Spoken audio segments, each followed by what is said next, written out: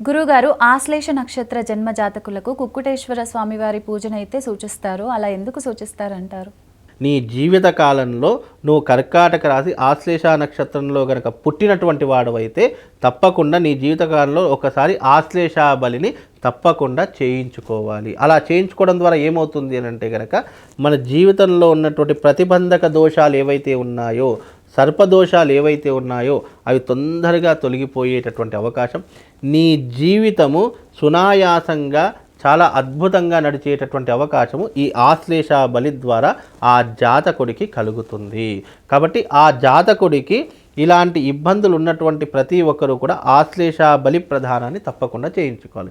ఇది ప్రతీ నెల ఆశ్లేష నక్షత్రం రోజున జరుగుతుంది. కాబట్టి ఈ ఆశ్లేష నక్షత్రం వచ్చిన రోజు మీరు ఆశ్లేష బలి ప్రధానాన్ని చేసుకుంటే తప్పకుండా వాళ్ళ జీవితం సునాయాసంగా హ్యాపీగా సంతోషంగా గడుస్తుంది అని చెప్పడం వెనక ఉన్నటువంటి ఆంతర్యం. ఈ ఆశ్లేష బలి ప్రధానం అనేటటువంటిది మన ఇక్కడ మన హైదరాబాద్ పట్టణంలో కూడా చేయించడం జరుగుతుంది. ఎవ్రీ ఆశ్లేష నక్షత్రం రోజున తప్పకుండా ఆశ్లేష బలి ప్రధానాలు జరుగుతాయి.